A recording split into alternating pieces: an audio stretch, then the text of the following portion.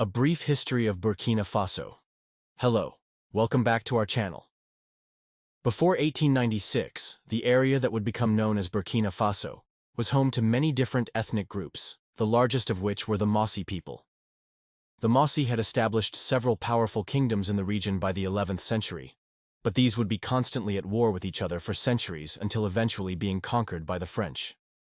During this time, the area was known as the Sahel.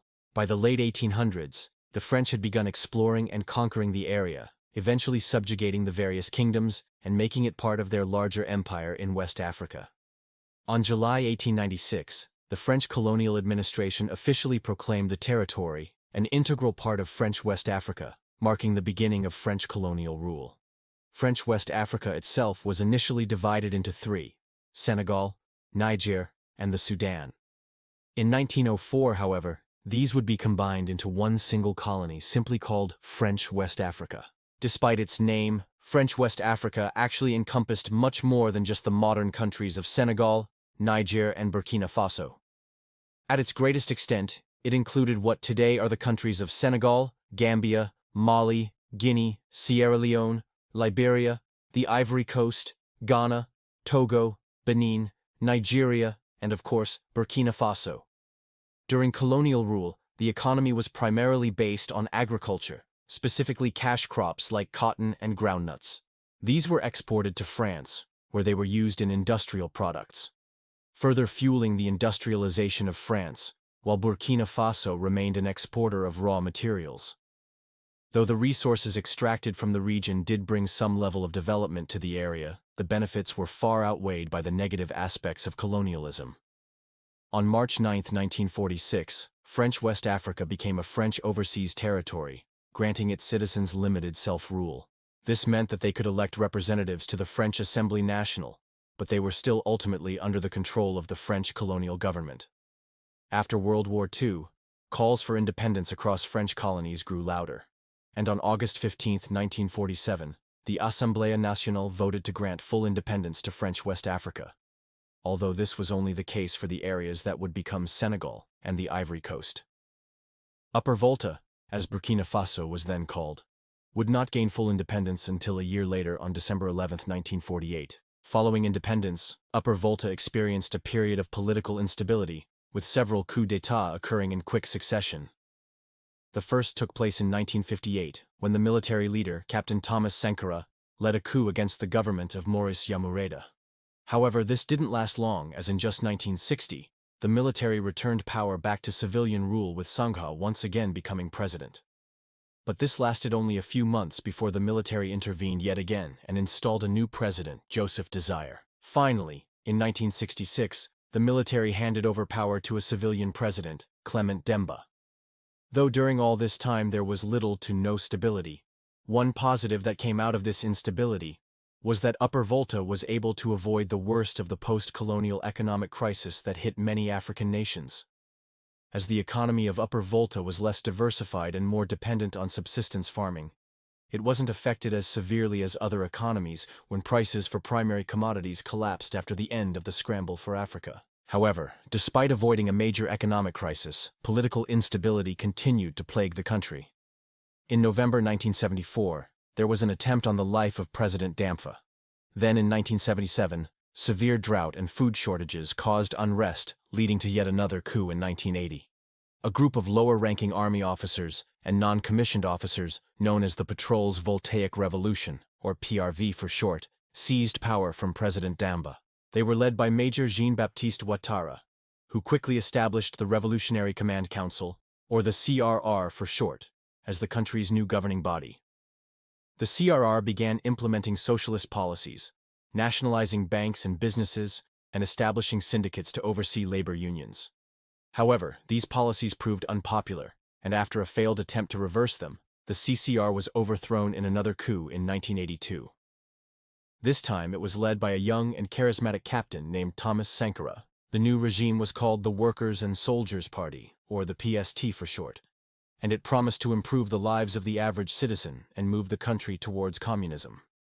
However, after the death of Thomas Sankara in 1987, his successor, Blaise Compaoré, shifted the country away from communism and implemented a number of neoliberal reforms such as privatization and trade liberalization. These policies were favored by the IMF and World Bank, and so they provided loans and grants to help support the transition. Despite this, by the 1990s, the economy continued to struggle with low growth and high inflation. So in an effort to stabilize the economy, the government turned once again to the IMF and World Bank for assistance. They agreed to a structural adjustment program that aimed to reduce government spending and increase the export sector. However, the program proved very unpopular due to its negative impact on social services. Public protests against the government continued to grow, which led to a crackdown by the government in 1998. The crackdown only further eroded public trust in the government, which culminated in the resignation of President Blaise Compaoré in 1999. Following Compaoré's resignation, the country's transitional government focused on restoring stability and democratic institutions. A new constitution was adopted in 1997, and the country transitioned to a multi-party democracy, with the first round of presidential elections held in 2005. That election was won by the incumbent president, Captain Jean-Paul Henri Damiba, who had previously been a strong critic of both socialism and neoliberalism.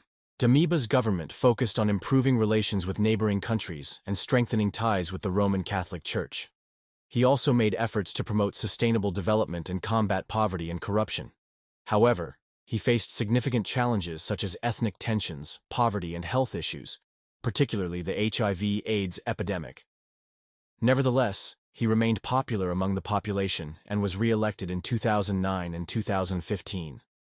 In October 2022, however, amidst growing discontent over perceived corruption and mismanagement of the economy, there was yet another coup in the country. This time it was led by the head of the Presidential Security Regiment, Paul Henri Damiba, who interestingly enough is the same Paul Henri Damiba who has been president since 2005. He stepped down from the presidency, presumably to run as a candidate in the upcoming election. But instead, Captain Ibrahim Traoré took power and established a transitional government with the goal of returning the country to constitutional rule within 2 years. Since then, the country has been known as the Burkina Faso, which translates to Land of the Incorruptibles. In ancient times, the lands now comprising Burkina Faso were inhabited by various ethnic groups, including the Gurman, the Mossi, the Bobo, the Fulani, and the Tuareg, among others. These societies were characterized by small-scale agriculture, trade, and communal decision-making. The Mossi Kingdoms, particularly the Kingdom of Goran, flourished between the 11th and 13th centuries, dominating the Central Plateau region. Meanwhile, the Gurman established a powerful empire in the north, controlling trans-Saharan trade routes and converting many to Islam. The Tuareg and Fulani groups also played significant roles in the region's history, through their pastoralist traditions and interactions with the expanding empires. From the 15th century onwards, the area experienced the arrival of Muslim traders and preachers, leading to the gradual spread of Islam. The Tuareg and Fulani communities largely converted to Islam, while the majority of the Mossi and Gurman people adhered to traditional beliefs. During this time, the region became part of larger empires such as the Mali Empire and the Songhai Empire, which had influence over trade and cultural exchange. In the early 19th century, the French began their colonization of West Africa, incorporating the region into their colonial empire. The influx of European powers significantly impacted the political, economic, and social landscape of Burkina Faso, suppressing local governance structures and introducing new systems of labor and resource extraction. After gaining independence in 1960, the nation underwent numerous political changes, including several coups, before transitioning to a socialist system under Thomas Sankara's leadership in 1983. Sankara implemented radical reforms aimed at land redistribution, nationalization of industries, and promoting self-sufficiency. His policies, while popular among some segments of the population, were met with opposition from both domestic and international actors. Following the 1987 coup that brought Blaise Compaoré to power, the country began a shift towards neoliberal economic policies. Privatization, trade liberalization, and a reduction in state subsidies became key features of the economy. These policies, while supported by international financial institutions, faced criticism for their impact on inequality and basic services. In the late 20th and early 21st centuries, Burkina Faso continued to face challenges related to poverty, health issues like HIV/AIDS and ethnic conflicts. However, the country also saw progress in areas such as education, infrastructure, and access to healthcare. Efforts to promote democracy and good governance have been ongoing, though corruption and instability persist. Today, Burkina Faso remains a significant player in West African politics and the Sahel region, continuing to seek stability, economic growth, and solutions to regional challenges. It has a rich cultural heritage influenced by its diverse ethnic groups, Islamic and traditional religions, as well as its colonial past.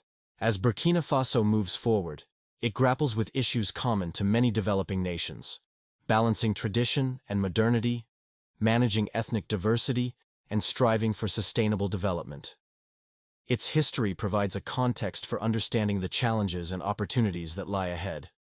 Thank you for watching this video. If you enjoyed it, please feel free to like, comment, and subscribe. Also be sure to hit the notification bell so you never miss an upload. Thank you.